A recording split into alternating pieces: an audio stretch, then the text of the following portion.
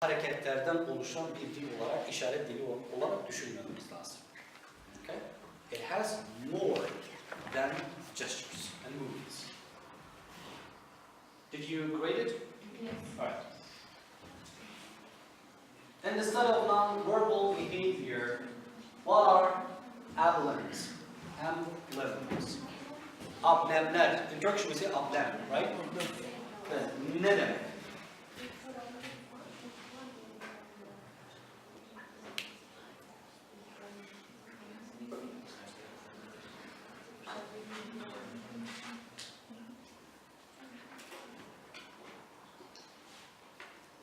So non-verbal behavior when you have no verbal ability, you don't have speaking ability. So in that respect, what are emblems? Give an example. Emblems are signals. There are some signals, but of course they are not sound signals, right? Because we don't receive them, we don't hear. They are not sound signals. They are just signals that function like fixed expression and do not depend on speech. So fixed expression like what? So things are good. Keep quiet. Shh is an emblem. Right?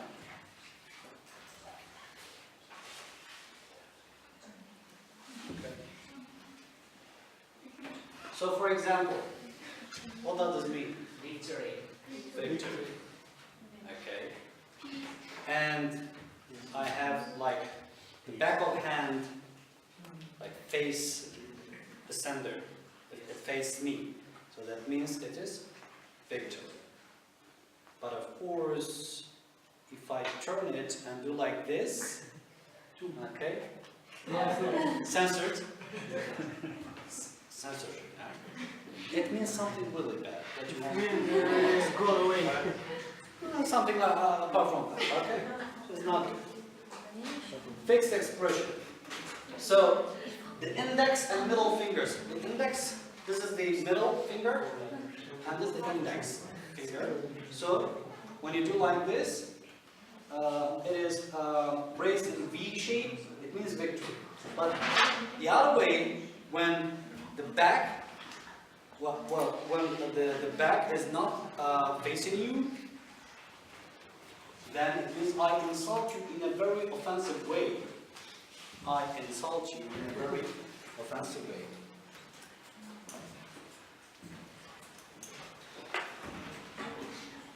So grade it, please. Done?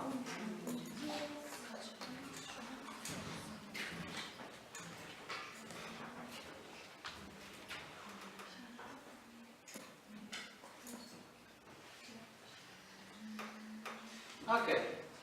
Question third. What is the difference between iconics and deictics in the study of gestures? Explain with an example. Iconics and deictics. Iconics are gestures, they're also gestures, some movements, that seem to be a reflection of the meaning what is said. Like a reflection, it reflects the meaning of what is said. For example, I say, tracing a square in the air with a finger while saying I'm looking for a small box. So when I do that, this is like movement, a gesture, right? So this is a gesture. When I say that I'm looking for a small box, right? Iconics. So this is iconics. Got it now? Yani söylediğim şeyi gesture'larımla ne yapıyorum? Reflect ediyorum, yani yansıtıyorum. Gesture'lara yansıtıyorum. Bu ne oldu? Iconics. Alright. Whereas deictics are gestures to point to things or people while talking. Okay. Sense. Suppose that there is cake on the table or some tea. But ister misin? So here I indicate a table with a cake on it, and ask someone, would you like some cake? Would you like some tea? Right? That is available on the table that I'm pointing to, right? So, I remember we studied deictics before. We said it means pointing, especially like eat, this, that, those. Remember? Yes. I was going to say that book tells something more about that. The shared memories. Deictics means shared memories. I need to know about that cake, and the other speaker needs to know about that. And we can talk just on this occasion. You mean both sender and the receiver have to have shared information about the subject. object? It's the same thing. Yeah, about the same thing, of course. We're seeing the things when you're pointing it. Yeah. For example, when I suppose that I'm communicating through gestures, through deictics, I'm communicating and I'm trying to tell you, okay, here is the cake. You have to know that I'm talking about the cake. We need to have shared information. This is the most obvious difference, I think, between the deictics and The iconics. mechanics. But I guess, Well, it's a guess. yeah, but the only thing, like, the main difference is that you try to depict what you want to say with your gestures. Okay? And here in gestures, of course, now what you say play an important role. Shared memories, shared information. Suppose that I cannot speak, I'm using sign language and you're using sign language, and then I say I'm looking for a small box. That means you also know about that thing, that object, and I know it, and I'm trying to communicate with you about that object. Okay? Is it clear? All right.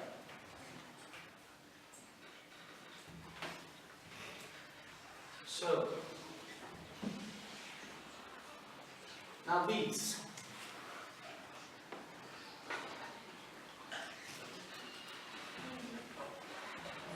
Which of the following can be said about bees? Cannot be said about bees. There are hand movements used in order to speak? No, not to speak, but to communicate. Okay? They are used in sign language. There are short, quick movements of the hands or fingers. Short, quick movements in the hand. Alright? Short, quick movements. They're often used to emphasize parts of what is being said, to mark a change from describing events in a story to commenting on those events. Yürüyordu ve şöyle hızlı bir şey. Şöyle geçti. Birden fırladı. Okay? So I'm trying to command their çarptı yüzüne. Slammed on the face. Punch in the stomach. So quick movements, with your gesture, you comment about those events. Right?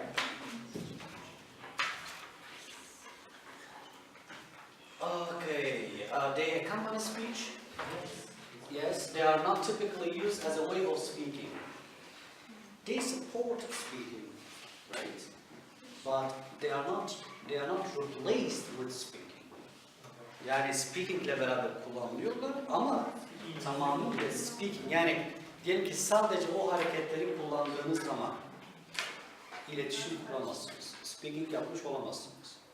You cannot use just only those movements and communicate. They cannot be replaced with speaking.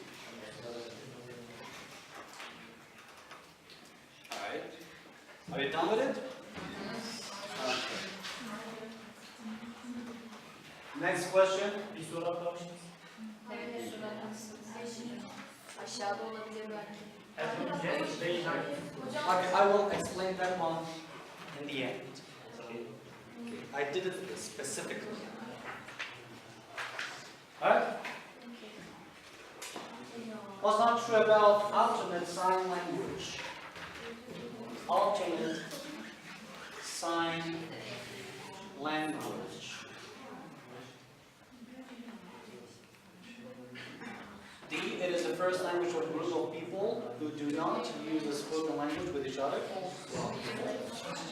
So it is a system of hand signals developed by speakers for limited communication in a specific context where speech cannot be used. For example, in some religious orders, where there are rules of silence restricted, alternate sign language are used, right? So think about religious ceremonies. You cannot speak, but instead of that, you use some restricted, limited sign hands movement, okay, gestures. Yani bazı durumlarda konuşamıyorsunuz. Onun yerine sınırlı bazı hareketler var, onları kullanıyoruz.